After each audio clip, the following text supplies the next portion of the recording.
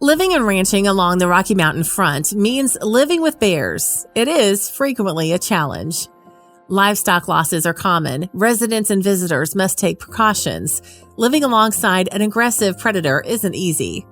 1 week ago, late in the afternoon, an ordinary hiker enjoying a walk not far from his home was attacked by a grizzly.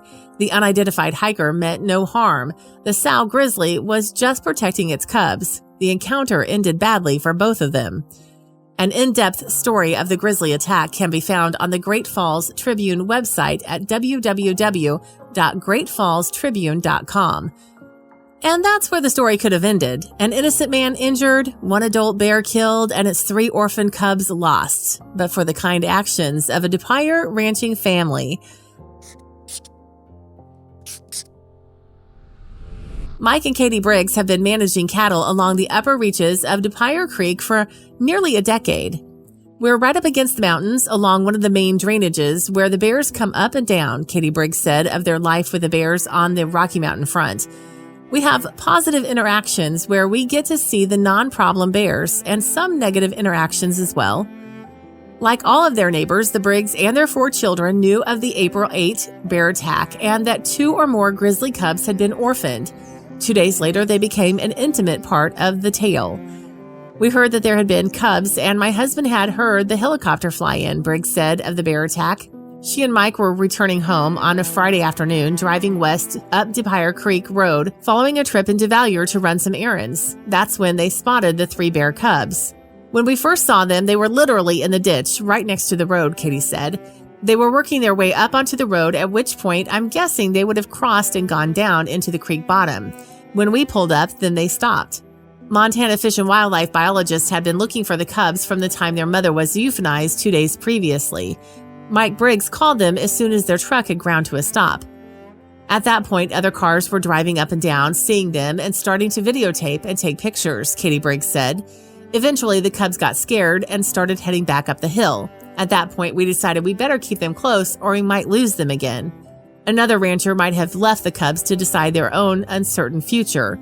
Such a choice almost certainly would have ended in death, either from starvation, exposure, or from the ill temper of another grizzly. Male grizzlies, boars, are well known for their habit of killing cubs, better to eliminate their competition before it grows into an adult. We just know that boars go all up and down that creek. All bears do, Katie said of their motivation for saving the cubs. That's the main traveling area up and down that creek. Most likely that's why the mom had them up on the hillside.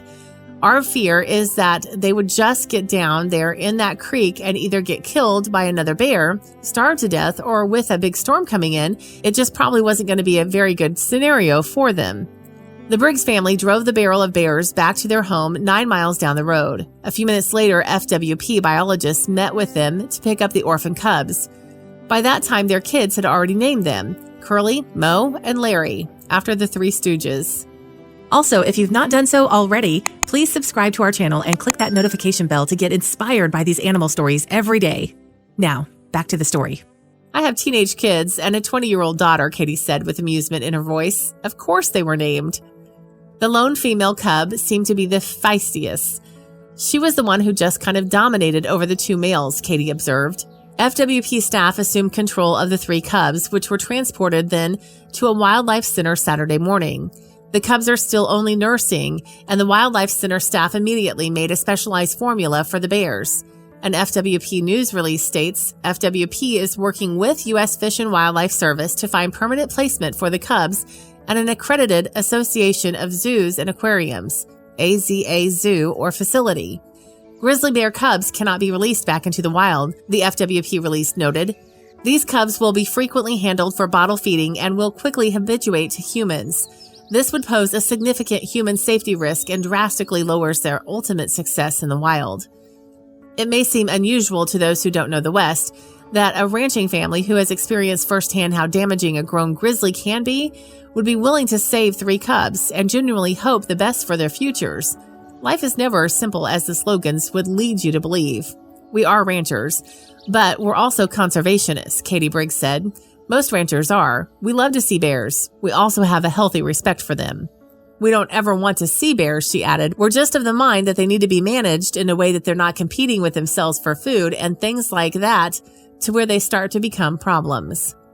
Even Katie's son, the now 14-year-old who lost the saddle horse to a grizzly, he was the one of the first to jump out of the truck to get the rope and help his dad get the cubs roped. Starvation and death? We would never wish that on them, Katie said. Never once did we say we should just let them go off into the brush and die. We just didn't feel that way. FWP spokesperson Greg Lemon said it's his hope that whatever zoo or wildlife park the cubs end up, that they will always be recognized as Montana grizzly bears, ambassadors of Montana's spirit and educational examples of a common desire to preserve North America's wildland heritage. People are probably going to be up in arms about captivity and that type of lifestyle, Katie said of the cubs' future. The best case scenario was that mom could have raised them, but that's not going to happen at this point. Just like in life, bad things happen and we have to deal with what we have. This is something we'll always remember, she added, speaking of her family's experience roping 3 grizzly bears. There was not sadness wrapped around it for us. We thought it was awesome to have that experience together, and we'll always remember it. If you like the video, please give it a thumbs up and consider sharing it with your friends and family. Thanks again, and we'll see you in the next one.